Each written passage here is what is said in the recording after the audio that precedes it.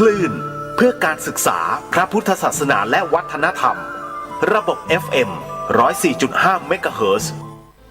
รายการต่อไปเป็นรายการคดีโลกคดีธรรม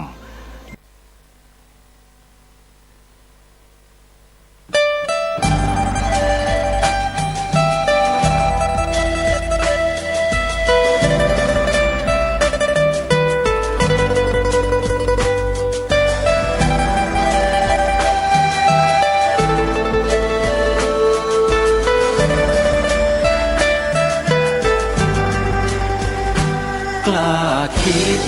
ก็ต้องกล้าทำอย่ากลัวถ้าทำความดีเร่งศึกษาปัญหาให้ทันท่วงที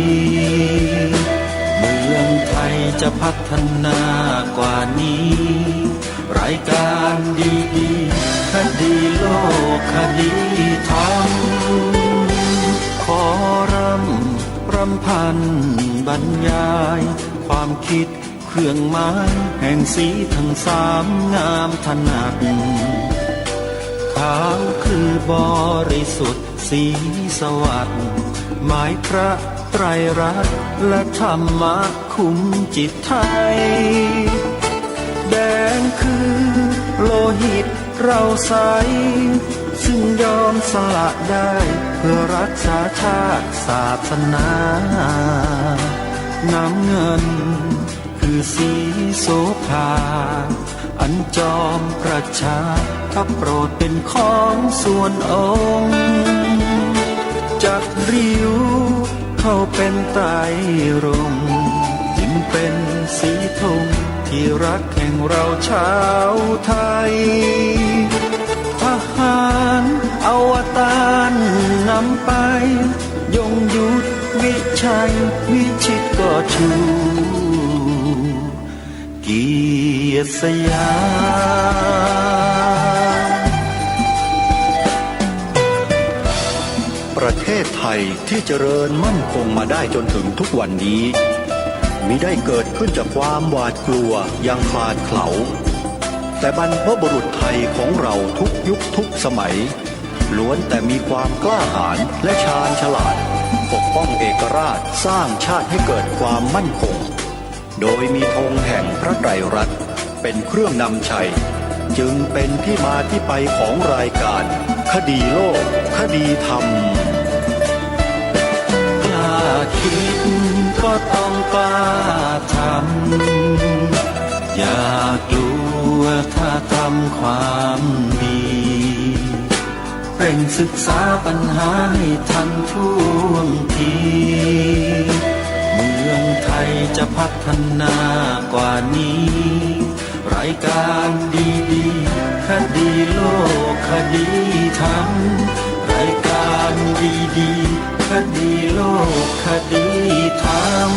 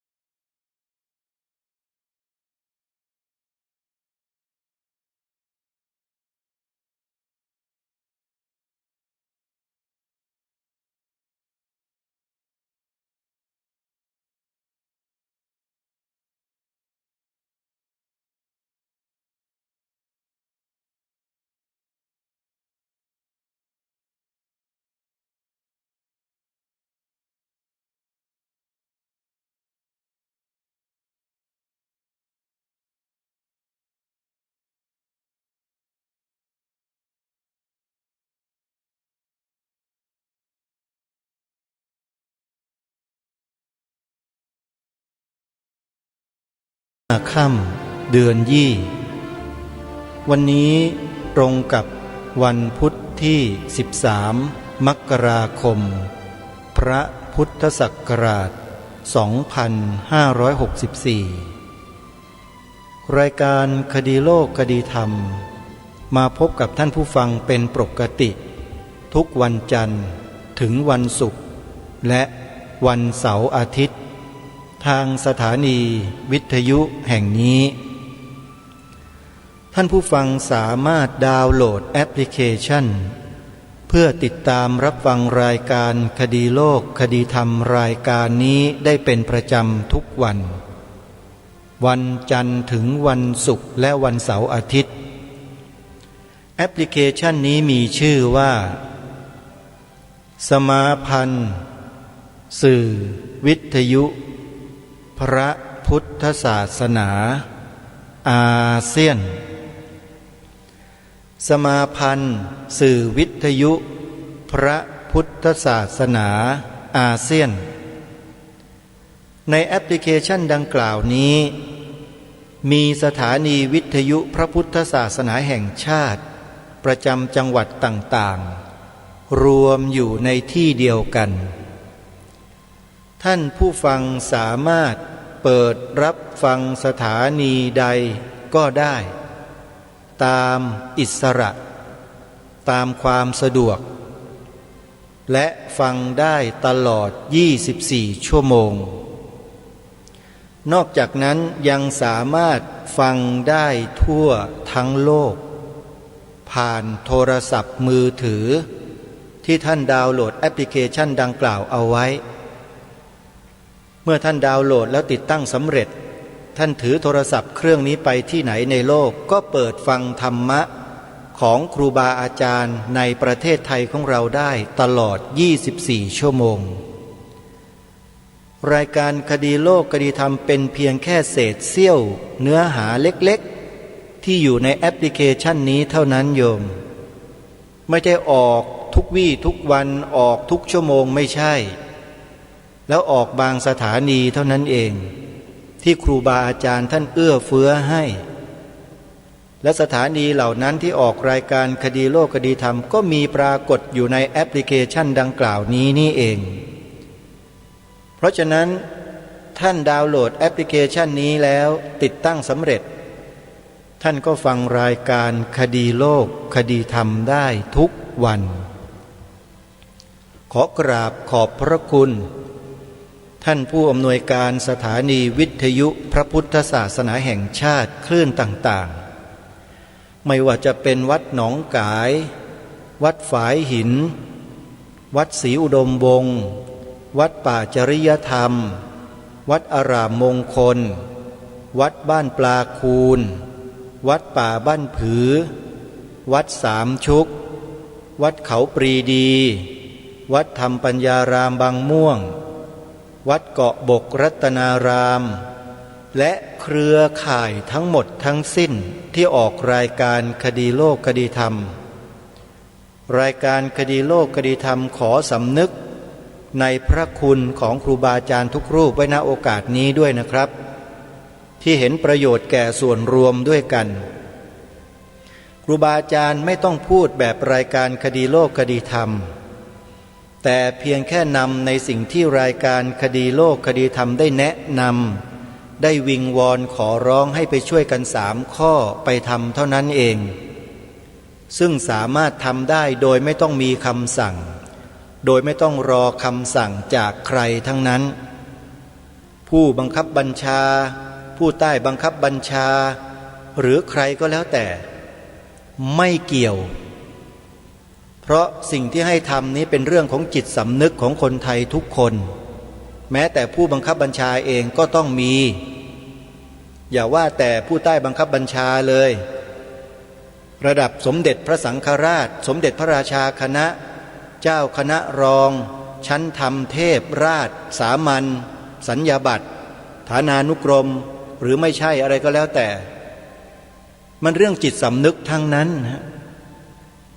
นี่คือเรื่องจิตสำนึกที่ทุกคนสามารถทำได้ 1. ทุกคนมีปาก 2. ไม่ได้เป็นใบ้ 3. มีสติปัญญาสมบูรณ์สามารถพูดได้อย่างที่เมื่อวานนี้ทางรายการได้เน้นย้ำลงไปว่าให้ทำ3 ข้อเพราะมันมีเหตุ และก็ได้หยิบยกเหตุที่เกิดขึ้นกับบ้านกับเมืองของเรามานานแล้ว3 ประการซึ่งคนไทยในยุคนี้มืด8 ด้านไม่เคยรู้มาก่อนเลยเพราะไม่เคยมีใครมาวิเคราะห์สังเคราะห์ในลักษณะเช่นนี้ให้ฟังถูกต้องหรือไม่มีแต่รายการคดีโลกคดีธรรมรายการนี้แหละ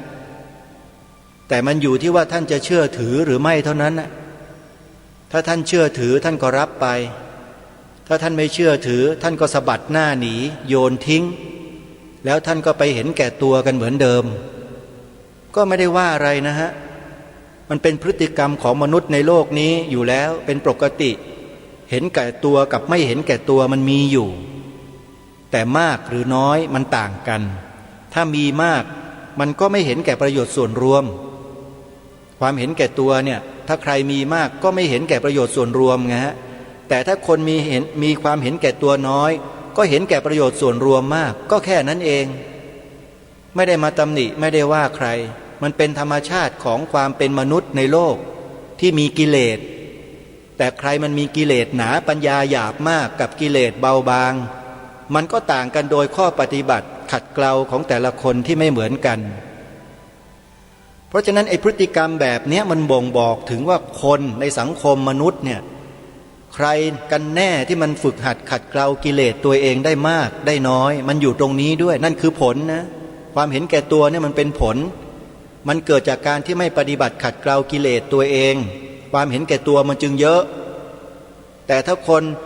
ฝึกหัดขัดเกลากิเลสตัวเองอยู่เนืองๆบ่อยๆด้วยการฝึกฝนอบรมตนพิจารณาตนด้วยสติสัมปชัญญะเนืองๆมันก็จะรู้กิเลสในใจตัวเองแล้วก็ค่อยขจัดมันออกไปทีละเล็กทีละน้อยทุกวี่ทุกวันทุกชั่วโมงทุกนาทีตลอดทุกลมหายใจกิเลสมันก็จะเบาบางลงแล้วก็จะมองเห็นประโยชน์ส่วนรวมเป็นสำคัญกว่าส่วนตัวนี่คือผลจากการปฏิบัติแนวไหนก็ได้สายไหนก็ได้ปฏิบัติแล้วกิเลสมันลดลงใช้ได้หมดอย่าไปว่าสายนู้นดีสายนั้นไม่ดีอย่าไปพูดคนพูดนั่นก็มีกิเลสหนาทั้งนั้นแหละถ้าพูดแบบนั้นน่ะไม่ได้ปฏิบัตินะแถมไปจะตำหนิคนอื่นเขาอีก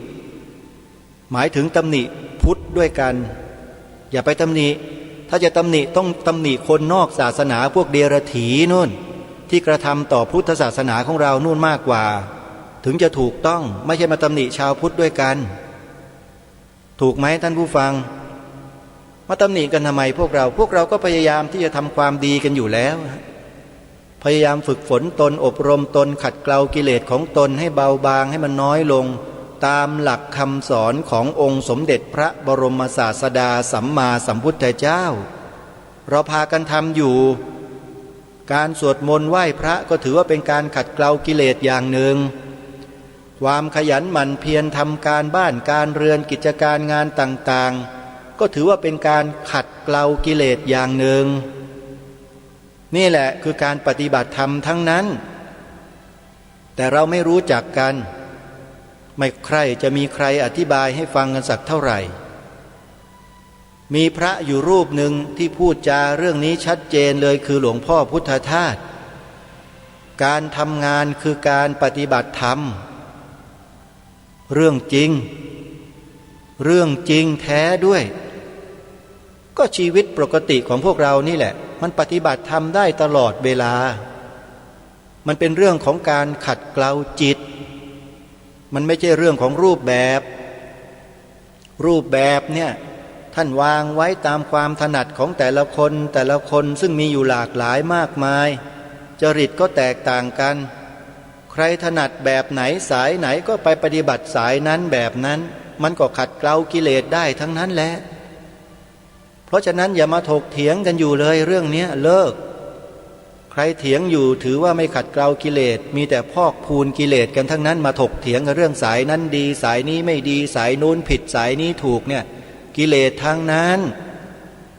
จริงไม่จริงลองพิจารณาดูให้ดีอย่าไปยึดติดอะไรมันให้มากสิ่งเหล่านั้นมันไม่ได้ปฏิบัติแบบเดียวกันแนวเดียวกันทุกคนหรอกในโลกเนี้ยมันก็ต้องแยกออกไปตามจริตของแต่ละคนศึกษาเรียนรู้เล่าเรียนทำกันมาก็ไม่รู้เท่าไหร่แล้วยังมานั่งถกเถียงกันเรื่องนี้กันอยู่เลิกสักทีเหอะพ่อคุณเอ้ย แม่คุณทั้งหลายมาฝึกฝนตนเองให้มันดีๆฮะแล้วมันจะเริ่มเข้าสู่แนวทางที่ถูกต้องเหมือนกันแนวทางน่ะคืออะไรความวิมุตติหรืออริยมรรคคือทางไปสู่ความพ้นทุกข์คือวิมุตตินั่นแหละมันไปแนวเดียวกันทางเดียวกันหมดวิมุตติจากไหนล่ะจากกิเลสไม่ใช่วิมุตติหลุดพ้นไปอยู่ที่นู่นที่นี่ไม่ใช่นิพพานหาที่อยู่ไม่มีอยู่แต่ไม่มีที่ไม่มีตัวไม่มีตนต้องปฏิบัติให้เข้าถึงกันเองถึงจะรู้ถ้าปฏิบัติยังเข้าไม่ถึงมันก็ยังมีอยู่นั่นแหละนะมีก็ขอให้มันมีเบาๆบางๆกันบ้างโยมอย่ามานั่งถกเถียงกันอยู่เรื่องพวกนี้ถ้าคิดจะถกจะเถียงกันในหมู่ชาวพุทธเราเนี่ยมาถกเถียงกับคนต่างลัทธิดีกว่าพวกนิกายนอกศาสนากันดีกว่า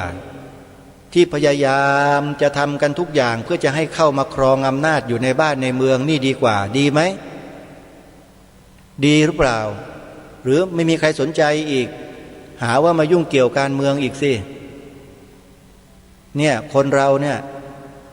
นะมันมีปัญญาอยู่แค่ไหนก็มีปัญญาอยู่แค่นั้นน่ะคนที่พูดกล่าวหาอาตมาภาพว่าพูดการเมืองเนี่ยปัญญามันมีอยู่แค่นั้นแหละมันไม่ยอมพัฒนาไปไหนสักทีโลกเขาไปตั้งไกลแล้วยังย่ำอยู่กับที่กันอยู่นั่นแหละเลิกกล่าวเลิกพูดคำนี้สักทีนะอาตมาภาพไม่ได้ยุ่งเกี่ยวกับการเมืองแต่กำลังพูดเรื่องบ้านเรื่องเมืองที่การเมืองมันเข้ามาทำอะไรต่อไม่อะไรจนกลายเป็นอะไรต่อไม่อะไรไม่รู้ว่าฟังเข้าใจหรือเปล่าเดี๋ยววันนี้จะย้ำอีกครั้งหนึ่งว่าเขาทำอะไรกับบ้านนี้เมืองนี้ทำมาตั้งแต่เมื่อไหร่แล้วมันมีต้นเหตุสาเหตุมันมาจากอะไรแล้วทำไมทางรายการจึงไม่ไปแก้ปัญหาที่ตรงนั้นล่ะมารณรงค์มาชวนให้ทำกัน3 ข้อนี่มันจะไปช่วยอะไรได้อย่าดูถูกตัวเองสิโยมพระคุณเจ้าอย่าคิดว่าตัวเองเรียนจบมาสูงขออภัยนะฮะบางคนนะฮะเสร็จแล้วก็มาปรามาสผู้อื่นเขาลองไปทำนาอย่างคนที่ก็ไม่มีความรู้สิจบป.4 ยังไม่จบเลยไปทำแข่งกับเขาดูสิไปปลูกข้าวให้คนกินอยู่ทุกวันทั่วโลกเนี่ยทำได้ไหมเล่าอย่าปรามาสคนที่เขาไม่มีความรู้สูงเท่าตัวเองอย่าคิดว่าจบนั่นจบนี่แล้วเก่งฉกาจไปซะทั้งหมดความรู้ของคนน่ะมันไม่ได้อยู่ที่ในกระดาษโยมไม่ได้อยู่ที่ตัวหนังสือมันอยู่ที่ประสบการณ์มีประสบการณ์ไหมชีวิตอ่ะประสบการณ์อะไรบ้างเคยออกไปโลดแล่นอยู่ในเวทีของโลกิยะของโลกมาบ้างหรือเปล่าเคยไปสัมผัสเคยไปกระทบกระเทือนกระทั่งไปมีประสบการณ์อะไรมาบ้างไหมเล่าไม่มีแล้วอย่ามาคุยอย่ามาพูดนะฮะมาเที่ยวตำหนิคนนั้นคนนี้อยู่แต่ไม่ทำหน้าที่ถ้าอาตมาภาพไม่ทำหน้าที่อาตมาภาพจะไม่พูดตำหนิและไม่พูดว่าใครทั้งนั้นนะโยมแต่เพราะทำหน้าที่มาโดยตลอดแล้วก็ไม่ได้ขึ้นอยู่กับใครทั้งนั้นขึ้นอยู่กับจิตสำนึกของตัวเองทำด้วยจิตสำนึกจบเลยฮะไม่ต้องทำตามใครศึกษาสิ่งที่บรรพบุรุษไทยของเราองค์บูรพมหากษัตริย์ไทยของเราทรงกระทำกันมาอย่างไรศึกษาให้ดีศึกษาให้ละเอียดลึกซึ้งมองให้เห็นให้ชัดแล้วก็วางหลักให้ชัดเจนว่าหลักของบ้านของเมืองเนี่ยคืออะไรมองให้เห็นมองให้ชัดทำความเข้าใจให้ถูกต้องให้ตรงกันให้ได้อย่างที่ให้ทำ3 ข้อเนี่ยคือหลักของประเทศนำมาปักเอาไว้ในชีวิตของเราก่อนปากเรามีเสียงเราดีเราก็ใช้วจีของเราเนี่ยสร้างกรรมที่ดีให้เกิดขึ้น การกล่าวการพูดการถ่ายทอดการรณรงค์ให้ผู้อื่นพูดตามสิ่งนี้เป็นวจีสุจริตเป็นมหามงคลแก่ชีวิตครอบครัวหมู่บ้านชุมชนตำบลอำเภอจังหวัดและประเทศตลอดจนถึงโลกของเราคือคำว่าพระพุทธศาสนาเป็นศาสนาประจำชาติไทยของเราคำนี้เป็นวจีสุจริตเป็นกุศลวจีสุจริตเป็นกุศลกรรมเรียกว่าวจีกรรมสร้างได้เราสร้างกันได้ทำไมจะสร้างไม่ได้เล่าก็บรรพบุรุษพาเราสร้างกันมาโดยตลอดตั้งแต่ครั้งไหนสมัยไหนมาแล้วไปศึกษาดูในประวัติศาสตร์สิไม่ใช่ในตำราอย่างเดียวนะโยมประวัติศาสตร์ที่ไกลออกไปจากกรุงสุโขทัยเนี่ยเคยศึกษากันไหมเล่าไปหาศึกษาดูในสมัยทวารวดีศรีวิชัยในสมัยโยนกล้านนาศรีโคตบูรณ์อะไรต่างๆเนี่ยไปศึกษาดูให้ดีผืนแผ่นดินผืนนี้เกลื่อนกล่นไปด้วยหลักธรรมคำสอนของพระสัมมาสัมพุทธเจ้ามาถึง 2,000 กว่าปีแล้วไม่ใช่เพิ่งเกิดมานานแล้วก็อยู่ยั้งยืนยงมาจนถึงพวกเราทุกวันนี้ได้รับความสุขสงบร่มเย็นเป็นธรรมมาได้เพราะบรรพบุรุษสืบสารรักษาสืบต่อกันมาทั้งนั้นถ้าบรรพบุรุษของเราละทิ้งศาสนาขององค์สมเด็จพระสัมมาสัมพุทธเจ้าแล้วไปยกศาสนาอื่นขึ้นมาเราจะไม่ได้มีความสงบสุขร่มเย็นเหมือนอย่างวันนี้หรอกนะขอบอกพวกเราไว้เพราะฉะนั้นบุญคุณของบรรพบุรุษบรรพชนเนี่ยชื่อว่าบุญคุณแผ่นดินเนี่ยทุกคนจะต้องสำนึกคนไหนที่เป็นคนไทยที่ชื่อว่าเป็นคนไทยเนี่ยจะต้องสำนึกในข้อนี้ให้มากถ้าสำนึกไม่ได้เนี่ยอย่าบอกว่าตัวเองเป็นคนไทยเป็นลูกหลานไทยนะยังเป็นไม่ได้เป็นแต่กายเฉยๆแต่ใจมันเป็นทาสคนอื่นให้สอนบอกตัวเองไว้อย่างนี้อย่าให้คนอื่นเข้ามาสอนมากอาตมาภาพไม่บังอาจจะไปสอนใครหรอกแต่ได้มาบอกให้ฟังเฉยๆว่าวิธีการที่เราจะรักษาความเป็นชาติบ้านเมืองเราไว้ได้เนี่ยมันต้องเกิดจากจิตสำนึกของเรากันเอง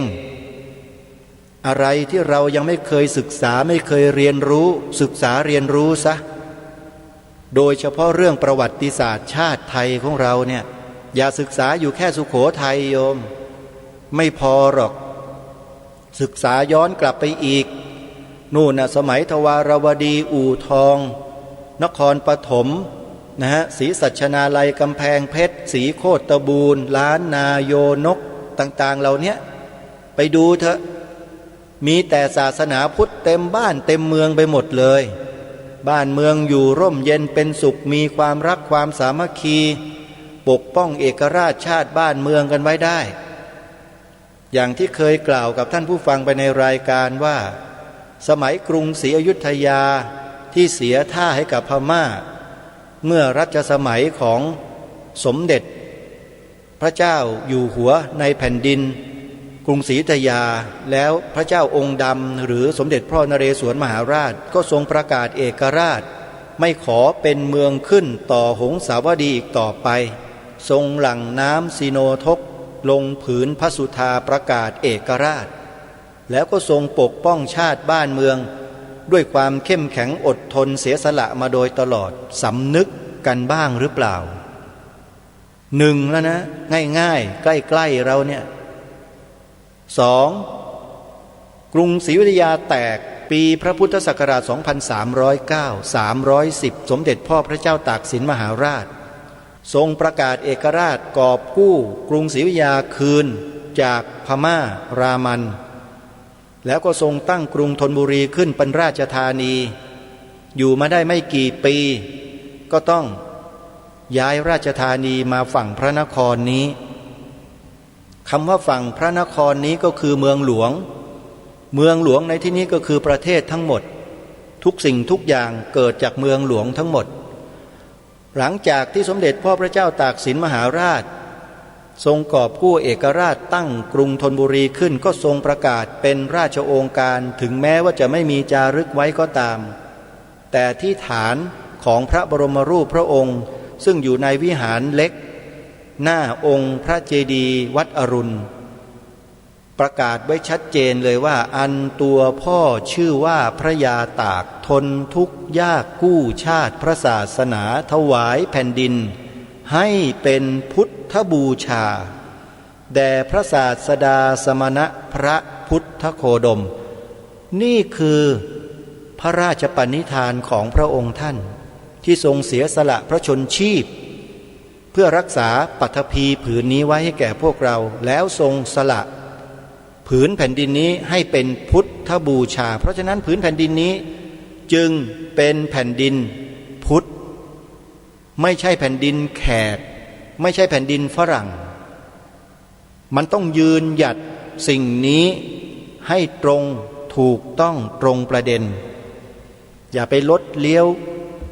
คดในข้องอในกระดูกเหมือนใครบางคนหลายๆคนที่เที่ยวไปพูดเลอะเทอะกันอยู่ทุกวันเนี้ยนะอย่าไปหลงประเด็นพวกนั้นเด็ดขาดจุดยืนมันต้องมีให้ชัดถึงบอกให้ต้องพวกเราไปศึกษาประวัติศาสตร์กันให้ดีพอมาถึงยุคกรุงรัตนโกสินทร์องค์พระบาทสมเด็จพระพุทธยอดฟ้าจุฬาโลกมหาราชทรงประกาศเป็นบรมราชโองการอย่างชัดเจนกับผืนแผ่นดินกรุงรัตนโกสินทร์ทั้งปฐพีนี้ว่าตั้งใจจะอุปถัมภกยกพระพุทธศาสนาจักป้องกันขอบขันธสีมารักษาประชาชนแลมนตรี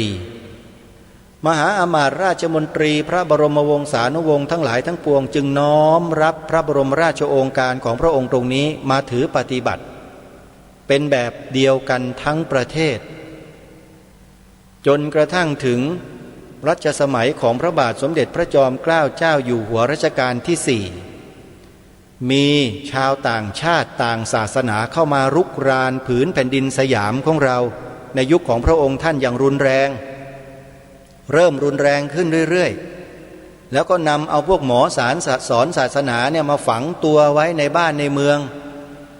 โดยพระองค์ท่านทรงมีพระมหากรุณาธิคุณให้เข้ามาอยู่เพื่อที่จะศึกษาเรียนรู้วิชาการบางอย่างของเขาเท่านั้นท่านให้เข้ามาอยู่ไม่ได้หมายความว่าจะให้มาเป็นเจ้าของประเทศนี้จำไว้ให้ดีนะไม่ใช่มาเป็นเจ้าของนะมาอาศัยอยู่เฉยๆจะอยู่ให้มีความสุขอย่างไรก็อยู่ไปเถอะแต่ไม่ได้หมายความว่าจะมาปกครองประเทศนี้นะพระองค์จึงตรัสเตือนสติคนเหล่านั้นเอาไว้อย่างนี้ว่า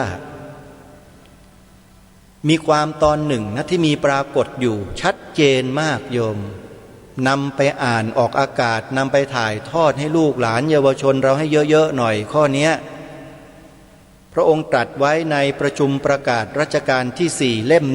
1ความตอนหนึ่งว่าพระนครนี้เป็นถิ่นที่ของคนนับถือพระพุทธศาสนามาแต่เดิมไม่ใช่แผ่นดินของศาสนาอื่นคนที่ถือศาสนาอื่นมาแต่อื่นก็ดีอยู่ในเมืองนี้ก็ดี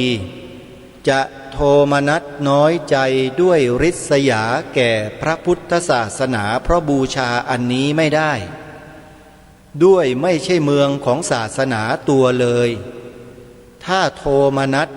ก็ชื่อว่าโลภล่วงเกินไปจากพระราชดำรัสตรงนี้ของพระองค์ท่านถามไปยังข้าราชการไทยทั้งประเทศทั้งข้าราชการทหารข้าราชการตำรวจข้าราชการพลเรือนทั้งหลายทั้งปวงที่มีบรรดาอยู่ในประเทศนี้ว่าพวกท่านจงรักภักดีต่อสถาบันพระมหากษัตริย์จริงหรือเปล่าแล้วที่พระองค์ตรัสไว้อย่างนี้เนี่ย ยอมรับไหมใครไม่ยอมรับบ้างมีข้าราชการคนไหนไม่ยอมรับพระราชดำรัสของล้นเกล้ารัชกาลที่ 4ที่ได้อัญเชิญมาอ่านเมื่อสักครู่นี้บ้างมีไหมไม่ว่าจะเป็นทหารตำรวจพลเรือนหรือแม้แต่พวกนักวิชาการที่เก่งฉกาจทั้งหลายในบ้านในเมืองนี้มีใครบ้างที่ไม่ยอมรับช่วยประกาศออกมาให้ชัดๆหน่อยเดี๋ยวจะได้ช่วยกันประกาศออกไปว่าคนนี้ไม่ยอมรับชื่อนี้นามสกุลนี้มีไหมเล่าแล้วพวกเรากันเองก็เหมือนกันผู้ที่นับถือพระพุทธศาสนาทั้งบ้านทั้งเมืองทั้งพระสงฆ์เราตั้งแต่ข้างบนยันมาข้างล่างทั้งหมดสามเณรแม่ชีได้มีเกราะป้องกันตัวเองนะครับมาดูในรายงานสถานการณ์โลกนะครับวันนี้92ล้านวันแรกนะครับของตัวเลขที่ของโลกขึ้นมา663,000 กว่าคนนะครับที่ติดเชื้อในครั้งนี้แต่ยอดเสียชีวิตอันนี้น่ากังวลมากนะครับ 15,711 คนเพิ่มขึ้นในวันนี้นะครับทำให้ตัวเลขยอดเสียชีวิตสะสมเป็น 1,970,000 กว่าคนละนะครับอีกไม่กี่วันก็จะตัวเลขก็น่าจะไปถึง2ล้านแล้วก็ณตอนนี้คือเข้าหน้าหนาวนะครับนี่ผมเพิ่งกลับมาจากทางจังหวัดอุบลราชธานีและอำนาจเจริญที่ไปเมื่อวานนี้หนาวมากๆนะครับ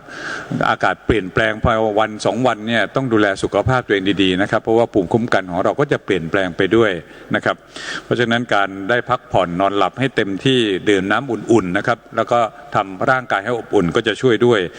ก็น่าสงสารกับทางคนที่อยู่ทางประเทศเมืองหนาวของเขาณตอนนี้ตัวเลขยอดสะสมอย่างตอนนี้สหรัฐอเมริกามีคน 200,000 กว่าคนที่เพิ่มเป็นรายวันนะครับทำให้23ล้านเป็นยอดตัวเลขรวมที่เขาเสียประธานโทษครับที่เขาป่วยนะครับเสียชีวิตเนี่ยอยู่ที่ 389,000 กว่าคนนั่นก็คือยอดของอันดับ1ของโลกนะครับไทยเรายังอยู่ที่เท่าเดิมครับคือ128นะครับก็มีตัวเลขที่น่าที่จะต้องมาดูกันก็คือมาเลเซียครับปรากฏว่าพุ่งขึ้นไปถึง 3,309 รายภายในวันเดียวของเมื่อวานนี้นะครับแล้วก็ส่วนเมียนมานี่ตัวเลขยังอยู่ที่500กว่านะครับวันก่อนพูดถึง555วันนี้551ครับแล้วก็ประเทศไทยนะครับก็ใช้ตัวเลข157เดี๋ยวเราจะมาบอกในรายละเอียดนะครับก็มาดูนะครับว่าของมาเลเซียขออนุญาตต่อข่าวมาเลเซียเลยเขาประกาศภาวะฉุกเฉินทั่วประเทศนะครับซึ่งจะมีผลนะครับในวันที่13มกราคมก็คือวันนี้นะครับ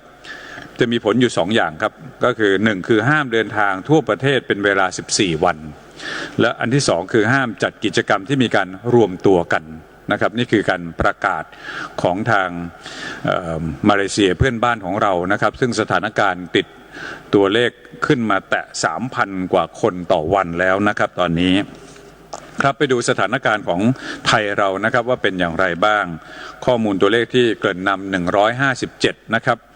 ก็แยกย่อยออกมาเป็นติดเชื้อในประเทศ132แล้วก็ติดเชื้อมาจากต่างประเทศนะครับก็คือ State Quarantine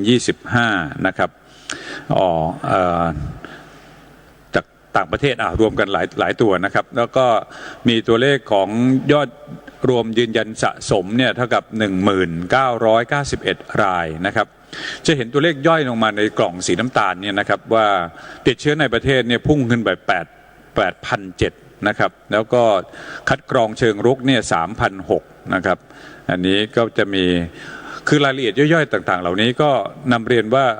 ก็เพื่อที่จะเอาไว้ติดตามโรคและดูสถานการณ์อันนี้อาจจะเป็นทางวิชาการหรืออะไรก็แล้วแต่นะครับท่านผู้ชมก็ฟังผมไปแล้วกันนะครับอาจจะได้รับทราบว่ามันขึ้นมันลงเดี๋ยวเราจะดูกราฟกันนะครับหายป่วยแล้ววันนี้เพิ่มขึ้น211รายนะครับเป็น 6,943 เป็นสะสมนะครับไม่มีเสียชีวิตอันนี้ก็ถือว่าเป็นข่าวดีนะครับยังรักษาตัวอยู่ในโรงพยาบาลนี่ครับ 8,981 ต้องเรียกว่ายังรักษาตัวอยู่แล้วกันตอนนี้เราแบ่งย่อยมาไม่ใช่ในโรงพยาบาลอย่างเดียวยังอยู่ในโรงพยาบาลสนามด้วยนะครับมีอยู่หลากหลายอย่างนี่ครับเดี๋ยวจะมาดูตัวเลขย่อยเอาเฉพาะระลอกใหม่นี้นะครับที่ แยกออกมาเป็นสไลด์สีเขียวนี่นะครับต้องขอบคุณทีมงานทางกรมควบคุมโรคช่วยกันทำออกมาให้เห็นย่อยขึ้นมาในครั้งนี้นะครับของรวมเนี่ย10,000 กว่าถ้าของระลอกนี้คือ 6,754 นะครับคือตัดระลอกแรกออกไปมาดูระลอกเนี้ยแค่เนี้ยไม่ประมาณสักเดือนหนึ่งนะถ้าเราเริ่มต้นจากวันที่18ธันวาคมวันนี้วันที่13มกราคมยังไม่ถึงเดือนเรามีตัวเลขไปแล้ว 6,754 นะครับก็มาดูกันหายป่วยไปแล้ว 2,009 นะครับยังรักษาตัวอยู่ในโรงพยาบาลเป็นตัวกรอบสีเขียวเนี่ยนะครับผมจะใช้เมาส์จะได้ไหมเนี่ยจะลองพยายามดูอ้าวไม่ได้นะไม่เป็นไรครับเดี๋ยวจะพยายามหลายคนบอกมาแล้วครับผมขอที่จะใช้เมาส์หน่อยนะครับเนี่ยครับ 2,240 นะครับเป็นตัวเลขที่รักษาตัวอยู่ในโรงพยาบาลแล้วก็มีตัวเลขหนึ่งคือ 1,511 นะครับที่อยู่ในโรงพยาบาลสนามถ้าท่านผู้ชมจำได้เมื่อวานนี้ผมพาไปเยี่ยมชมโรงพยาบาลสนามที่จังหวัดอุบลราชธานีถึงแม้ไม่มีผู้ป่วยเยอะแต่ต้องเตรียมเอาไว้ครับอย่างที่บอกว่านี่ 6,700 เนี่ยภายใน3สัปดาห์กว่าๆเกือบ4สัปดาห์ขนาดนี้เพราะฉะนั้นทุกจังหวัดมีความเสี่ยงทั้งหมดก็เป็นนโยบายของทางกระทรวงสาธารณสุขโดยท่านรองนายกกับท่านปลัดว่าให้ทุกที่หาไว้ก่อนเลยนะครับจะเป็นสถานการณ์แบบสมุทรสาครซึ่งป่วยกันหลายพันคนนะครับก็จะต้อง 80% ของคนที่ไม่มีอาการเนี่ยจะต้องการใช้โรงพยาบาลสนามนะครับเพราะฉะนั้นมาดูที่ตัวเลขตัวนี้นะครับแล้วก็มาดูการคัดกรองเชิงรุกเนี่ยนะครับที่ผมให้ดูกราฟมีตัวพอยเตอร์หรือลูกศรไปดูที่ 3,600 นะครับอันนี้คือวิธีการที่เราไปหาเชิงรุกคือเดินเข้ามาตรวจในของเราเนี่ยอยู่แค่ตัวเลขตัวนี้นะครับแต่ว่าเราไปหาเชิงรุกคืออยู่ที่ตัว 3,600 นะครับนี่คือสิ่งที่นั้นแล้วก็เดินทางมาจากต่างประเทศหมายถึงขอบทางชายแดนทั้งหลายคืออยู่ที่ตรงนี้นะครับนี่คือความสำคัญของตัวเลขที่จะสะท้อนภาพให้เห็นนะครับไปดูภาพแนวโน้มเป็นกราฟนะครับจะเห็นว่าระยะเวลากับจำนวนเคสมานะครับเนี่ยฮะ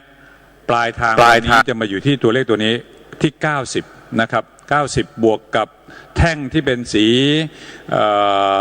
เหลืองเนี่ยนะครับวันนี้ก็เลยทำให้กลายเป็น150กว่าเนี่ยนะครับอยู่ในนี้เราเอา2ตัวเลขนี้มารวมกันเนี่ยนะครับก็จะเห็นแนวโน้มนะครับว่าทรงตัวนะครับผมว่าก็ยังดีกว่าวันก่อนหน้านี้ที่พุ่งขึ้นไปถึงข้างบนนี้ทรงตัวอยู่อย่างเงี้ยดีละนะครับก็ที่เราใช้ภาพที่มีแผนที่ไม่ใช่แผนที่เป็นภาพกราฟแล้วมีคนช่วยกันดึงคนไทยทุกคนช่วยกันดึงลงมาให้กราฟมันเอ็นลงมาให้ได้เนี่ยคือกำลังของคนทุกคนนะครับที่จะต้องช่วยกันต้องขอบพระคุณทุกท่านมากๆรายละเอียดของคนที่เจ็บป่วยในแต่ละจังหวัดนะครับผมขอไปภาพเร็วๆนะครับกรุงเทพมหานครนะครับ24 รายจะเห็นนะครับอายุ9 เดือนมีก็คือติดเชื้อแล้วก็กลับไปที่บ้านแล้วคนที่บ้านเนี่ยนะครับก็เกิดลูกเล็กเด็กแดงหรือคนที่สูงอายุก็จะได้รับเชื้อนี้ไปด้วยนะครับก็จะเห็นนะครับว่าภาพนี้เป็นอย่างไรเนี่ยฮะ9 เดือนอยู่ตรงนี้นะครับแล้วก็สมุทรปราการนี่15 รายนะครับเดี๋ยวไปที่สมุทรสาครครับในสไลด์ถัดไปอีก25 รายนะครับก็มีตั้งแต่อายุ5 ขวบนะครับนี่คือสิ่งที่เราต้องฉายภาพให้เห็นนะครับว่าอายุน้อยๆก็มีรายงานกันขึ้นมาเพื่อจำนวนมากขึ้นแล้วไปในการค้นหาเชิงรุกที่ชุมชนในจังหวัดที่มีความชุกสูงก็จะไปค้นหากันนะครับแน่นอนครับปทุมธานีนะครับสมุทรสาครระยองชลบุรีสมุทรปราการที่เจอกันเยอะๆก็เป็นที่จะต้องไปค้นหามามีเด็กอายุ12 ปีก็ติดมาอยู่ที่ทางระยองนะครับนี่คือสิ่งที่ต้องดูกันแล้วก็เด็กผู้หญิงอายุ9 ปีด้วยนะครับนี่เข้าไปในบ้านท่านนะครับก็เพียงว่าต้องดูแลเรื่องของอยู่ห่างไว้ใส่แมสกันหมั่นล้างมือให้คิดว่าทุกคนมีโอกาสติดเชื้อนะครับ ก็จะทำให้เชื้อปราศจากอยู่ในตัวร่างกายของเราก็ต้องทำอย่างนั้นอยู่บ่อยๆนะครับไปดูมาจากต่างประเทศนะครับมีจาก4ประเทศตามที่เขียนไว้ข้างบนนะครับผมไม่เอ่ยนามเพื่อไปเร็วๆนะครับแต่ว่ามีคนที่เดินทางมาจากต่างประเทศจากเมียนมา21รายเนี่ยนะครับก็ยังมีเดินทางเข้ามาอยู่ก็ผลก็มีพบเชื้อกันอยู่ตรงนี้นะครับก็นำเรียนว่ายังไม่น่าไว้วางใจนักนะครับกับขอบทางชายแดนทั้งหลายต้องช่วยกันสอดส่องดูแลแล้วก็เข้าระบบนะครับไม่ต้องแอบไม่ต้องหนีนะครับตอนนี้หลายจังหวัดไม่ว่าจะเป็นแม่สอดหรือทางเชียงรายก็ทำระบบเรียกว่า local quarantine ท่านเดินทางเข้ามาเถอะครับไม่ต้องแอบไม่ต้องซ่อนตอนนี้เราเข้าใจทุกๆท่านที่อยากจะกลับมานะครับมาดูในสถานการณ์ของภาพแผนที่ประเทศไทยนะครับก็จะเห็นนะครับว่าตั้งแต่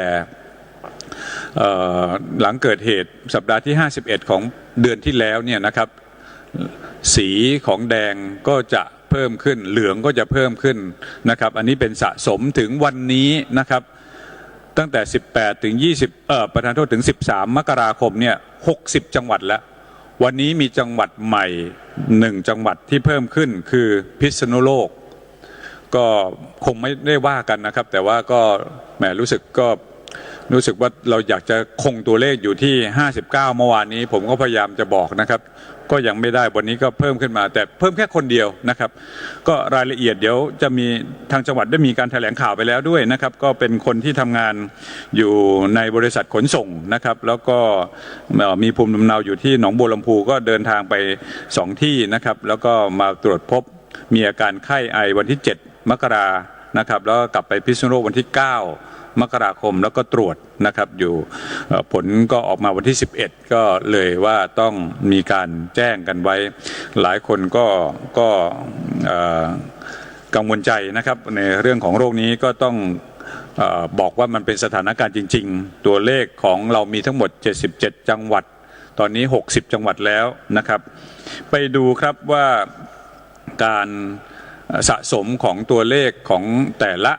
จังหวัดนะครับเราแบ่งเป็นสีแดงเนี่ยนะครับประธานโทษครับสะสมมากกว่า50รายเนี่ยนะครับอันนี้สีแดงนะก็จะกระจุกตัวอยู่ในภาคกลางเนี่ยนะครับเมื่อวานนี้ผมเดินทางไปจากนนทบุรีไปลงที่อุบลราชธานีเขาเว้นไว้ให้ทั้งหมดมีประมาณของนนทบุรีถ้าจำไม่ผิดประมาณสัก5-7อำเภอนะเขาระบายสีแดงแค่3อำเภอผมไม่ได้อยู่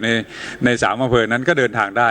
วันนี้ทางผู้ว่าอุบลราชธานีบอกว่านนทบุรีทั้งจังหวัดถ้าเดินทางเข้าทางอุบลราชธานีต้องโฮมควอรันทีนหรือกักตัวเอง14วันนะครับเพราะฉะนั้นพรุ่งนี้เดิมว่าผมจะไปเดินทางไปตรวจราชการในจังหวัดใกล้เคียงก็ต้องไปไม่ได้แล้วนะครับแต่โอเคแล้วครับก็ต้องทำตามจังหวัดปลายทางซึ่งเขาเป็นผู้ออกกฎดูแลคนในจังหวัดของเขานะครับแล้วเราไปเราก็สวมหน้ากากเมื่อวานนี้ผมพยายามทำตามที่ระเบียบของจังหวัดบอกมาทุกอย่างอย่างเต็มที่ต้องขอบคุณพี่น้องที่อยู่ที่จังหวัดอุบลราชธานีนะครับที่มีความร่วมไม้ร่วมมือกันกับทางพ่อเมืองก็คือทางท่านผู้ว่าราชการจังหวัดออกกฎอะไรมาเขาก็ร่วมมือกันอย่างดีนะฮะสีแดงๆเนี่ยกลับมาเรื่องตรงนี้สีส้มนะครับก็จะอยู่ที่11ถึง50รายมีอยู่ที่12จังหวัดสีแดงนี่10จังหวัดนะครับแล้วก็1ถึง10รายอยู่ที่38จังหวัดผมว่าตอนนี้ถ้าตั้งเป้าอย่างตอนนี้17จังหวัดขาวก็ให้ขาวไปแต่กำลังจะ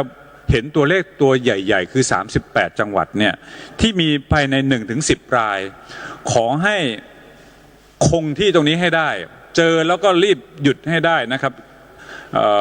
ไม่ให้มีการแพร่กระจายเชื้อถ้าในครอบครัวทั้งหลายทุกคนล้างมือเรียกว่าอยู่ห่างไว้ใส่แมสกันหมั่นล้างมือที่ว่าเนี่ยก็จะไม่ติดกันนะครับแล้วก็ใส่หน้ากากอยู่ตลอดเวลาถ้าอยู่บ้านด้วยถ้ามีคนใกล้บ้านหรือคนที่อยู่ใกล้ชิดกันมาอันนี้แหละครับจะเป็นตัวช่วยที่ทำให้จังหวัดทั้ง38จังหวัดที่มีตัวเลขน้อยๆบวกกับไม่มีป่วยเลยอีก17จังหวัดอยากจะคงตรงนี้ไว้นะครับแล้วเราก็จะเอาตัวเลขนี้สะสมขึ้นมาเรื่อยๆที่จะทำให้การ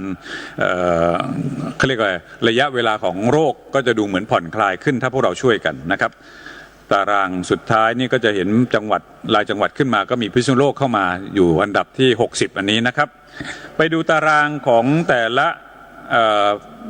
จังหวัดเป็นตารางหุ้นนะฮะครั้งนี้ปรับพื้นให้เป็นสีน้ำเงินสีแดงก็ยังพอมองเห็นชัดๆขึ้นมาหน่อยนะฮะเมื่อวานนี้ก็บอกว่ามองไม่ค่อยเห็นขอบคุณทีมงานนะครับค่อยๆปรับกันไปผมจัด10อันดับนี้ให้เห็นว่าอยู่ในช่วงของมากกว่า50เคสขึ้นไปนะครับจังหวัดต่างๆพี่น้องที่อยู่ในปทุมธานีอ่างทองนครปฐมนนทบุรีจันทบุรีสมุทรปราการกรุงเทพมหานครระยองชลบุรีสมุทรสาครท่านที่อยู่ใน10จังหวัดนี้รวมพลังกันจริงๆจังๆเนี่ยลดเคอร์ฟได้ทั้งประเทศเลยนะครับนำเรียนเลยนะฮะว่าก้อนใหญ่ๆทั้งหมดเนี่ยนะฮะจะเห็นเลยนะครับว่าพอมาเห็นยอดรวมสะสมอยู่ตรงเนี้ยแค่สมุทรสาครจังหวัดเดียวนี่ก็ 3,000 กว่าแล้วครึ่งหนึ่งของ 6,200 นี่แล้วนะครับเพราะฉะนั้นถ้ามารวมกับทุกจังหวัดนี้เรียกได้ว่าเป็น 70-80% ของเคสทั้งหมดของทั้งประเทศถ้าท่านร่วมมือกันช่วยกันจัดการดูแลสุขลักษณะส่วนตัวแล้วก็ในจังหวัดของตัวเองไม่มีการเล่นพนันไม่มีการเที่ยวกลางคืนดื่มเสพสูบหรือว่าทำเรื่องของการสถานบันเทิงที่ผิดกฎหมายอะไรทั้งหลายเนี่ยนะครับไม่ควรจะมีเลยตรงนี้ก็จะทำให้ตัวเลขดึงลงมาได้นะครับอื่นๆก็ต้องช่วยกันเหมือนกันครับตัวเลขที่อยู่รวมสะสม20-30อะไรทั้งหลายก็ลดหลั่นลงมานะครับนี่คือสิ่งที่มานะครับเมื่อวานนี้ผมไปอำนาจเจริญก็ยังคงที่2รายนะครับก็อำนาจเจริญก็ยังมีเคสที่ต้องดูแลกันอยู่นะครับมาดูกันที่กลุ่มก้อนต่างๆของกระทรวงสาธารณสุขเมื่อเช้านี้ทางปลัดกระทรวงสาธารณสุขก็นำทีมประชุมคุยกันกับทาง EOC ก็คือคณะกรรมการบริหารสถานการณ์ของทางกระทรวงก็อยากให้เห็นภาพของการแยกแยะออกมานะครับว่ามันอยู่ในกลุ่มก้อนอะไรต่างๆนี่เป็นยังไงบ้างนะครับเรามาเห็นครับว่าตัวเลขมากที่สุดที่อยู่ในกลุ่มก้อนที่เราตั้งประเด็นคำถามก็คืออยู่ในกลุ่มของแรงงานต่างชาตินะครับที่เราได้เห็นภาพนั้นเมาส์ไม่ทำงานไม่เป็นไรครับก็เอาตามตัวนั้นนะครับก็จะเห็นพบว่าแรงงานต่างด้าวเนี่ยประธานโทษแรงงานต่างชาติที่ขึ้นมาเนี่ยนะครับก็เป็นอันดับที่1นะครับค้นหาเชิงรุกอันดับที่1แรงงานต่างชาติรองลงมาพอๆกันกับสถานที่ชุมชนและตลาดชุมชนนะครับก็แล้วถัดมาก็คือเป็นการสัมผัสกับผู้ป่วยยืนยันคำว่าสัมผัสกับผู้ป่วยยืนยันก็คือคนนี้เคยติดมาแล้วเนี่ยแล้วก็มาติดกับเราอยู่ในบ้านเหมือนกับเด็กเล็กๆข้างหลายแล้วก็ติดกันไปติดกันมานี่แหละฮะนี่คือสิ่งที่เกิดขึ้นนะครับสถานบันเทิงอีก 3.4% บ่อนการพนัน 2.98% สัมผัสคนในครอบครัวอีก 1.9 ชนไก่อีก 1.1 ถ้าเอาเรื่องของพนันกับชนไก่มากลุ่มเดียวกันเนี่ยก็จะขึ้นไปประมาณสัก 4% นะครับผมว่าอันนี้อาจจะต้องจัดกลุ่มใหม่กันอีกทีหนึ่งร้านอาหารสถานที่แออัดนี่คือสิ่งที่ยืนยันว่าเราบริหารสถานการณ์ทั้งหลายที่มีข้อกำหนดที่ออกมาเนี่ยใช้ตัวเลขสถิติทั้งหลายตรงนี้ออกมาด้วยนะครับหลายคนบ่นว่าทำไมห้างเปิดทำไมตลาดปิดทั้งหลายนี่ก็กลับเรียนนะครับว่าไม่อยากให้ท่านต้องเดือดร้อนอะไรเลยแต่ว่าเรามีชุดข้อมูลต่างๆเหล่านี้ขึ้นมาถึงได้มีการดำเนินการอย่างนี้ออกมาด้วยดังนั้นนะเพราะฉะนั้นตรงนี้ต้องขอความร่วมมือนะครับสรุปก็คือตอนนี้นะครับก็ขอให้ทุกท่านดูแลสุขลักษณะส่วนตัวนะครับตามที่เราว่ากันไว้นะครับมาดูเมื่อวานนี้ผมได้ไปเยี่ยมในเรื่องของการตั้งด่านนะครับหลายคนบอกมีด่านนี่ทำให้เดินทางลำบากไหมต้องไปขอใบเดินทางอนุญาตโดยเฉพาะในกลุ่มของจังหวัดที่เป็นสีแดงนะครับผมยังไม่ได้ไปในกลุ่มจังหวัดที่อยู่ในภาคตะวันออกแต่ว่าผมไปดูที่ทางผ่านตรงที่ทางอำเภอม่วง30ซึ่งจะเป็นทางที่จะเข้าจังหวัดอุบลราชธานีนะครับต่อเชื่อมกันกับทางอำนาจเจริญนะครับก็จะมีด่านแข็งขันเลยครับของทางตำรวจนะครับกับทางเจ้าหน้าที่ของอปพรของพื้นที่ขององค์กรปกครองส่วนท้องถิ่นแล้วก็มีสาธารณสุขนะครับมาร่วมกันก็จะเรียกตรวจในรถที่เป็นพูดง่ายๆเป็นรถ รถขนส่งสาธารณะเนี่ยครับที่ผมเห็นเนี่ยคือจะเป็นรถตู้ที่เข้ามาก็จะขอเชิญลงมาแล้วก็ตรวจวัดอุณหภูมิขอเช็คบัตรประชาชนซึ่งฝั่งทางด้านนู้นเนี่ยจะมีคนแรงงานต่างด้าวที่อาจจะแอบซ่อนมาหรือจะผิดกฎหมายอะไรก็แล้วแต่จะข้ามมาก็จะได้ตรวจเช็คกันโดยส่วนใหญ่ก็จะเป็นคนไทยเราเองนี่แหละครับเพราะว่าทางพี่น้องชาวเพื่อนบ้านชาวลาวของเราเองช่วงตอนนี้เขาก็บอกว่าเขาก็กลัวเราเหมือนกันนะครับเขาก็ไม่อยากจะมาทางด้านนี้ก็ลดการเดินทางกันมาก็ไม่ได้พบเหตุการณ์อะไรที่ไม่ดีเลยนะครับทุกอย่างก็เป็นไปตามความเรียบร้อยทุกคนเข้าใจนะครับแล้วก็ให้ความร่วมมืออย่างดีทั้งตรวจบัตรแล้วก็ที่สุดพอจะจากลากันไปก็แจกข้าวแจกของแล้วก็มีแอลกอฮอล์ล้างมือกันนะครับหลังจากที่ยื่นให้ตรวจบัตรประชาชนเช็คกันแล้วเนี่ยก็ต้องไม่สัมผัสนะครับแล้วก็บอกกันกับทุกคนเข้าใจครับนี่คือสิ่งที่เป็นข้อกำหนดที่เราบอกกันขึ้นมาแล้วก็ทำกันขึ้นมาแม้ว่าจังหวัดนี้จะไม่ได้เป็นสีแดงไม่ได้เข้มอะไรแต่ว่าก็ร่วมมือกันทำก็ต้องขอบพระคุณนะครับทุกฝ่ายที่เกี่ยวข้องทั้งตำรวจทั้งทหารทั้งฝ่ายของพลเรือนโดยเฉพาะทางกระทรวงสาธารณสุขยืนตรงนั้นร้อนนะครับแต่โชคดีเมื่อวานนี้อากาศสบายหน่อยการยืนอยู่ในแดดสักประมาณครึ่งชั่วโมงนึงเนี่ยไม่เป็นไรนะครับแต่ว่าถ้าจะต้องอากาศร้อนกว่านี้ต้องให้กำลังใจกับคนที่ทำงานต่างๆเหล่านี้ด้วยนะครับใน28จังหวัดผมเชื่อว่าตอนนี้กำลังคุมเข้มกันเลยทีเดียวนะครับครับผมแล้วก็อีกในส่วนหนึ่งโรงพยาบาลสนามที่อยากจะเน้นย้ำอีกสักครั้งหนึ่งเพื่อที่จะต่อเนื่องกันไปนะครับที่อำนาจเจริญก็มีการสร้างโรงพยาบาลสนามนะครับอยู่ที่อันนี้เป็นความร่วมมือกันอีกส่วนหนึ่งของภาคมหาวิทยาลัยมหิดลนะครับอยู่ที่วิทยาเขตที่อำนาจเจริญยังมีอาคารที่ยังรอที่จะเปิดเพื่อที่จะบริการให้กับทางนักศึกษาที่โล่งอย่างนี้เลยครับเนี่ยผมบอกว่าไอ้อย่างเงี้ยเหมาะเลยวางเตียงกันได้เป็นพันนะครับแล้วก็หรือหลายร้อยล่ะถ้ามีการระบาดทั้งหลายเนี่ยสามารถที่จะมาวางกันได้รับความร่วมมือจากท่านรองอธิการบดีนะครับท่านนายแพทย์สุรพรลอยหาซึ่งก็ให้ความร่วมมือบอกยกให้เลยถ้ามีผู้ป่วยที่หนักมาหรืออะไรก็แล้วไม่ใช่หนักนะฮะหมายถึงว่าถ้าติดเชื้อขึ้นมาจำนวนมากขึ้นมาก็จะได้ใช้ตรงนี้เราก็ไปดูกันเยี่ยมกันก็ต้องขอบคุณกับทางพี่น้องชาวอีสานนะครับชาวอุบลแล้วก็รวมถึงอำนาจเจริญที่เข้าใจครับว่าพื้นที่ต่างๆนี่เหมาะสมหรือจะมาใช้กันอย่างไรเนี่ยนะครับเอาละครับก็ขอบคุณแล้วก็เล่าสิ่งที่เกิดขึ้นเรื่องดีๆที่เกิดขึ้นมาแล้วก็ขอความร่วมมือนี้ไปในจังหวัดอื่นๆด้วยนะครับถ้าจังหวัดอื่นๆมีภาพอะไรดีๆถ้าตอนนี้ผมก็ไม่ได้เดินทางแต่ว่าถ้าอยากจะให้พวกเราได้ช่วยกันเล่าถึงภาพความร่วมมือที่ดีๆในจังหวัดอื่นๆส่งมาเป็นเทปเป็นอะไรก็ได้นะครับเดี๋ยวทางส่วนของศูนย์ข้อมูลโควิดนะครับก็จะรับมาแล้วผมจะมาช่วยประชาสัมพันธ์ต่อไปในช่วงอื่นๆด้วยนะครับวันนี้ขอรายงานเพียงแค่นี้ก่อนนะครับขอบพระคุณครับ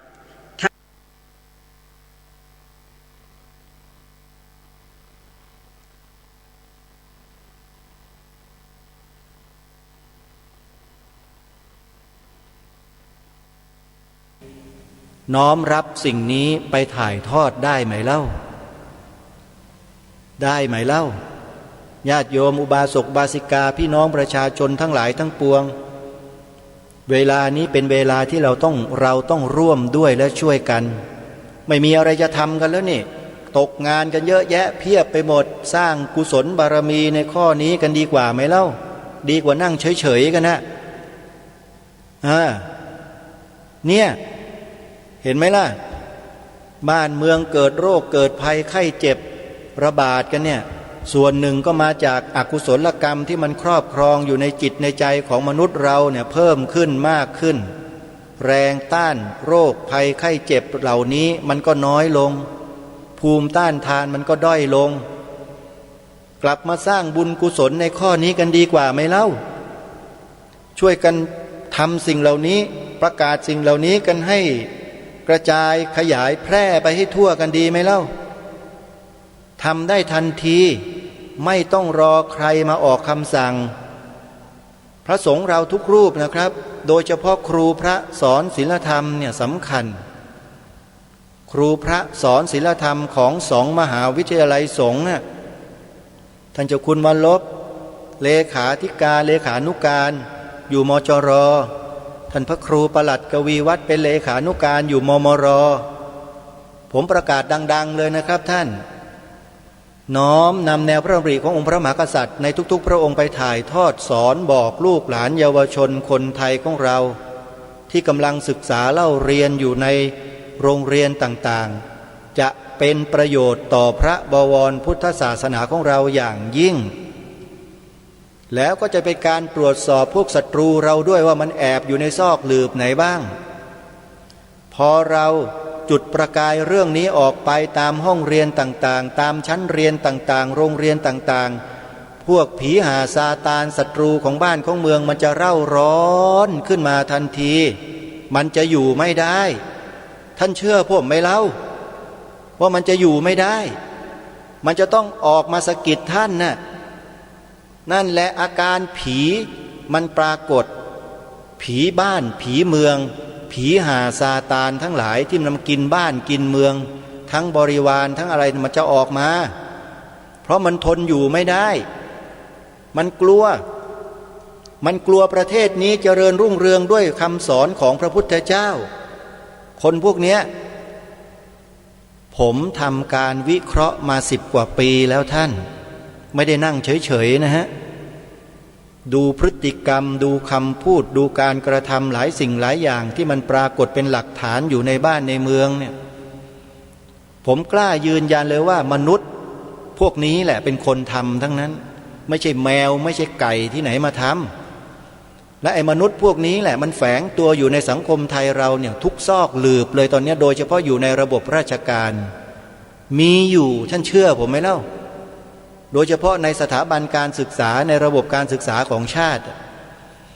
ถ้าท่านให้ครูพระสอนศีลธรรมไปถ่ายทอดสิ่งนี้ให้กับเด็กนักเรียนท่านจะเห็นตัวมันปรากฏมันจะออกมามันจะดิ้นชักดิ้นงอออกมาต่อต้านคัดค้านปฏิเสธแล้วท่านให้ทราบไว้เลยว่านั่นแหละคือพวกนั้นเห็นวิธีการไหมท่านยิงปืนนัดเดียวได้นกเป็นโหลเลยแต่เรามันไม่ทำกันเองมัวแต่จดจ้องกล้ากลัวกันอยู่เอาจริงสักทีที่ท่านเจ้าคุณมาลบท่านพระครูประหลัดกวีวัฒน์ถ้าใครรู้จักท่านไปบอกท่านด้วยว่ารายการคดีโลกคดีธรรมเนี่ยพูดถึงมานานแล้วลุยสักทีที่ท่านไม่ได้ผิดกฎหมายตรงไหนเลยเนี่ยอัญเชิญพระราชดำรัสขององค์พระมหากษัตริย์ไปถ่ายทอดให้เด็กนักเรียนลูกหลานไทยเราให้มีความจงรักภักดีมันผิดตรงไหนถามหน่อยสิใครที่มันบอกว่าผิดแล้วมันห้ามเนี่ยช่วยบอกพระครูประหลัดนรงค์ฤทธิ์หน่อยเถอะแม่รอมานานแล้วเนี่ยยังไม่มีใครปรากฏตัวให้เห็นสักทีเราทำในสิ่งที่ถูกต้องไม่ใช่สิ่งผิดอะไรเลยเนี่ยแล้วทำถูกต้องตามกฎหมายรัฐธรรมนูญมาตรา50 วงเล็บ 1ด้วยที่ทุกคนมีหน้าที่ตามรัฐธรรมนูญหมดทุกคนเลยไม่มีเหลือเลยท่านบุคคลย่อมมีหน้าที่ดังต่อไปนี้วงเล็บ 1พิทักษ์รักษาไว้ซึ่งชาติศาสนาพระมหากษัตริย์ชัดไหมและการปกครองระบอบประชาธิปไตยอันมีพระมหากษัตริย์ทรงเป็นประมุขชัดไหมท่านนี่แหละคือการทำหน้าที่แต่พวกเราไม่ทำหน้าที่กันเองสอนธรรมะเนี่ยก็สอนไปสิไม่ได้ห้ามแต่เสริมใยเหล็กตรงนี้เข้าไปสักหน่อยได้ไหมเล่าเสริมหน่อยแล้วก็อัญเชิญกระแสพระราชดำรัสของล้นเกล้ารัชกาลที่9พระบาทสมเด็จพระบรมชนกาธิเบศรมหาภูมิพลอดุลยเดชมหาราชบรมนาถบพิตรไปสอนให้นักเรียนกล่าวด้วยคือคำว่าพระพุทธศาสนาเป็นศาสนาประจำชาติไทยของเราเป็นการตอกย้ำลงไปย้ำลงไปย้ำให้มันแน่นลงไปในจิตในใจในขันธสันดานของเด็กๆเยาวชนรุ่นนี้และรุ่นต่อๆไปให้ต่อเนื่องเสร็จอยู่ในกำมือเราหมดแล้วขั้นตอนต่อไปก็คือเรื่องของรัฐธรรมนูญตอนนี้จะไปไขว่คว้ารัฐธรรมนูญให้เขียนให้บัญญัติเนี่ยท่านอย่าเพิ่งใจเย็นๆปูพื้นฐานทางจิตวิญญาณให้กับลูกหลานเยาวชนคนไทยของเราตรงนี้กันให้เกลื่อนกล่นไปทั้งบ้านทั้งเมืองกันก่อนสิกล่าว สร้างความสำนึกในข้อนี้ให้เกิดขึ้นมาก่อนช่วยกันทำกล่าวกันให้บ่อยๆทุกวันนักจัดรายการวิทยุในแต่ละสถานีที่กำลังออกอากาศอยู่นี่ก็เหมือนกันนะครับครูบาอาจารย์ทุกรูปญาติโยมทุกท่านที่เป็นนักจัดรายการวิทยุทั้งหลายเนี่ยท่านไม่ต้องมาพูดอย่างนี้หรอกครับเพียงแค่นำเอาสิ่งที่อัญเชิญมาไปพูดพระพุทธศาสนาเป็นศาสนาประจำชาติไทยของเราแค่เนี้ยผมไม่เชื่อว่าคนไทยในประเทศนี้พูดไม่ได้100 ล้านคำพูดท่านพูดมาเยอะแยะมากมายในรายการเต็มไปหมดแต่สิ่งสำคัญของชาติบ้านเมืองตรงนี้พูดไม่ได้หมายความว่าอะไรถามตัวเองดูถามตัวเองให้ถามตัวเองว่าทำไมเราพูดไม่ได้มันหมายความว่าอะไรแล้วก็ตอบตัวเองด้วยว่าตอบในเชิงวิเคราะห์นะหรือว่าเรามันไม่มีจิตสำนึกจริงถามตัวเองแล้วเดี๋ยวก็ได้คำตอบท่านสาธุชนท่านผู้ฟังทั้งหลายนี่เป็นเพียงข้อแรกที่รณรงค์แล้วขอร้องให้พวกเราได้ช่วยกันทำเพื่อชาติบ้านเมืองของเราไม่ใช่ทำเพื่อการเมืองนะอย่าไปยุ่งไอ้เรื่องพวกนั้นน่ะการเมืองเป็นเรื่องอะไรเป็นสิ่งแบบไหนทุกท่านทุกคนก็ทราบดีกันอยู่แล้วการเมืองไทยเราก็อย่างที่บอกเมื่อวานเนี่ยท่านที่ถามมาโดยตลอดแล้วก็ถามอยู่นั่นแหละท่านได้คำตอบกันหรือยังถ้ายังไม่มีใครได้คำตอบลองหาคำตอบอีกครั้งก็ได้ตำแหน่งใหญ่โตในโลกใบนี้ใช้เงินซื้อได้หรือไม่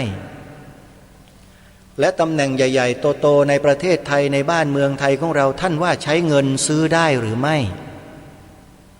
คำตอบเนี้ยก็คือคำตอบทุกสิ่งทุกอย่างที่ท่านสงสัยนะว่ามันเกิดขึ้นได้ยังไงมันทำกันได้ยังไงมันเขียนกฎหมายออกมาได้ยังไงอะไรยังไงหายสงสัยหมดถ้าหากท่านตอบคำถามนี้ได้แม้แต่กฎหมายรัฐธรรมนูญก็เหมือนกันทำไมจึงไม่บัญญัติไว้ไม่ได้สักทีเรียกร้องกันมาตั้งหลายครั้งแล้วให้ศาสนาพุทธเป็นศาสนาประจำชาติไทยบัญญัติไว้ในมาตรา 2ในหมวดทั่วไปเนี่ย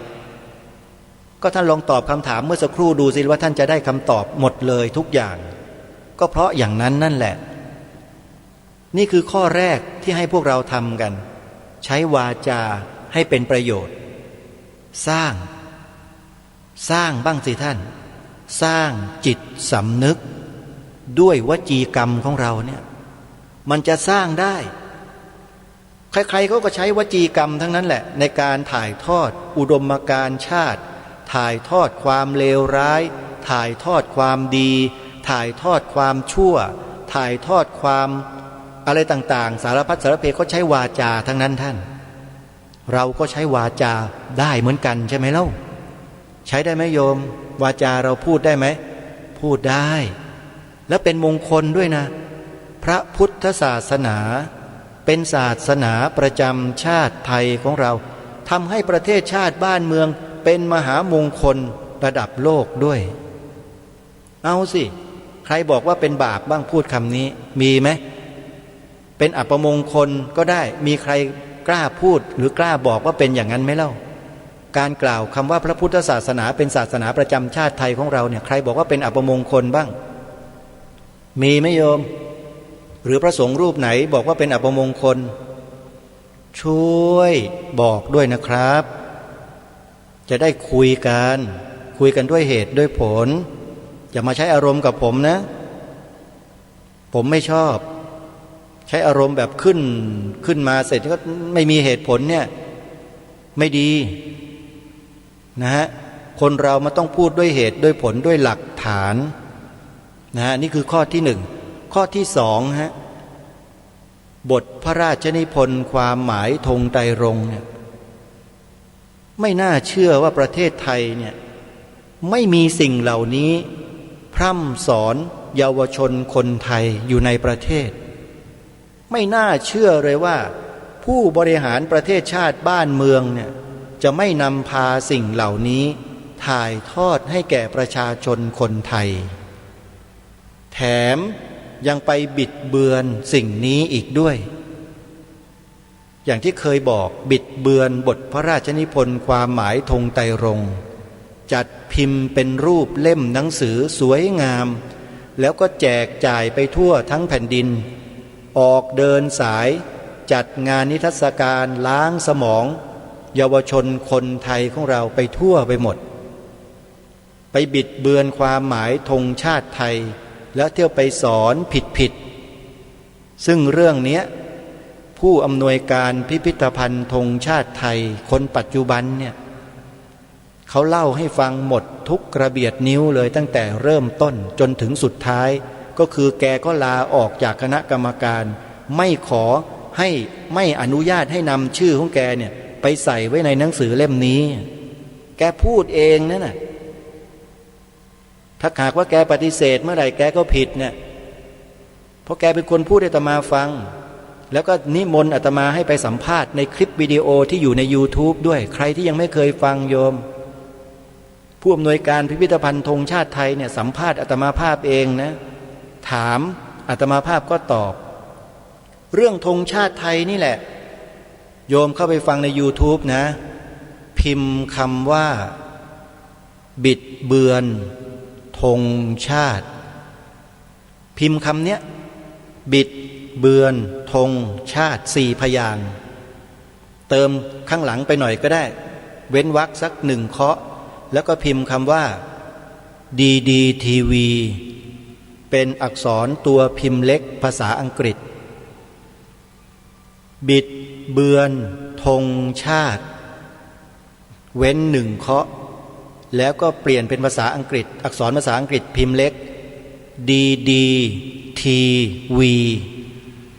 เจอทันทีเลยโยมนั่นแหละคือบทสัมภาษณ์ที่อาตมาภาพให้สัมภาษณ์ไว้จริงจังตรงประเด็นไม่มีคำว่าอ้อมค้อมแล้วมีหลักฐานปรากฏที่หน้าจอด้วยให้ท่านได้เห็นเลยว่าหนังสือเล่มนี้แหละเป็นภัยต่อพระพุทธศาสนาของเรารุนแรงอีกประการหนึ่งเห็นไหมฮะจึงมารณรงค์ให้พวกเราได้ช่วยกันรักษาปกป้องแล้วสิ่งที่อัญเชิญมาให้พวกเราได้ท่องจำคือบทพระราชนิพนธ์ความหมายธงไตรรงค์เนี่ยเป็นขององค์พระมหากษัตริย์ใครที่อัญเชิญมาท่องจำได้ถือว่าท่านคือผู้ที่มีความจงรักภักดีส่วนใครท่องไม่ได้ไม่รู้ไปตัดสินใจกันเองแต่ใครที่ท่องได้แล้วมีความพยายามจะอัญเชิญไปท่องถือว่าท่านคือผู้จงรักภักดีใครบิดเบือนใครทำลายใครไปทำให้เสียหายพวกนั้นไม่จงรักภักดีคนที่ไม่จงรักภักดีอยู่ในประเทศนี้แล้วท่านว่ามันสร้างสรรค์หรือว่าทำลายคนที่ทำลายประเทศนี้เราควรที่จะให้ขึ้นมาเป็นใหญ่เป็นโตมีอำนาจในการทำอะไรต่อไม่อะไรกับประเทศนี้หรือไม่ควรไหมพระบรมราโชวาทขององค์พระบาทสมเด็จพระบรมชนกาธิเบศรมหาภูมิพลอดุลยเดชมหาราชบรมนาถบพิตรครั้งหนึ่งที่พระองค์ตรัสถึงเรื่องของคนดีจำได้ไหมโยมการที่จะให้ทุกคนเป็นคนดีในประเทศนี้ทำไม่ได้หรอกแต่สิ่งที่ทำได้ก็คือส่งเสริมคนดีให้คนดีขึ้นไปปกครองประเทศเพื่อควบคุมคนไม่ดีชัดเจนไหมแล้วคนดีในประเทศนี้คือคนแบบไหนล่ะ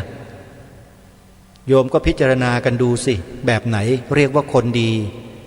แต่เท่าที่อาตมาภาพทราบก็คือว่าคนดีในประเทศนี้ถูกกีดกั้นไม่ให้ยุ่งเกี่ยวกับการเมืองคนดีแบบไหนไปพิจารณาดูนั่นแหละคือคนดีโยมแต่คนดีเหล่านี้ท่านไม่ตะเกียกตะกายอยากจะได้อำนาจแบบนั้นหรอกแต่เพียงแค่อยากจะมีส่วนที่จะเข้าไปดูแลบ้านเมืองด้วยแต่ถูกเขียนกติกาไว้ว่าห้ามยุ่งเกี่ยวกับการเมืองแต่คนอื่นๆศาสนาอื่นนักบวชในศาสนาอื่นเล่นการเมืองได้หมดเลย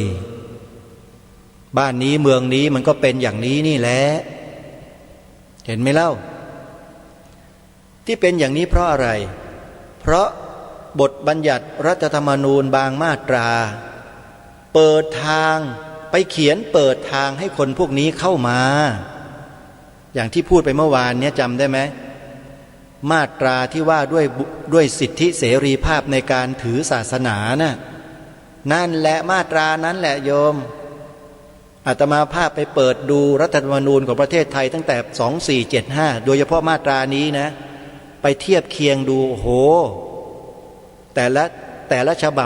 บับที่มีการเขียนขึ้นมาฉีกเขียนฉีกเขียนฉีกพอเขียนใหม่เขาก็ใส่อะไรเข้ามาในมาตราเนี้ย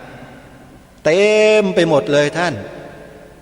จากเดิมไม่มีเลยมาใส่มาเรื่อยๆอาตมาภาพก็ยังสงสัยอยู่เหมือนกันว่าผ่านมาได้ยังไงมันจึงเกิดปัญหาขึ้นถึงทุกวันนี้นี่ไงเกี่ยวกับเรื่องศาสนานี่แหละก็เพราะตัวบทบัญญัติสูงสุดของบ้านเมืองคือรัฐธรรมนูญไปเขียนเปิดให้เขาใครไปใส่อ่ะผู้มากด้วยบารมีอีกแล้วครับท่าน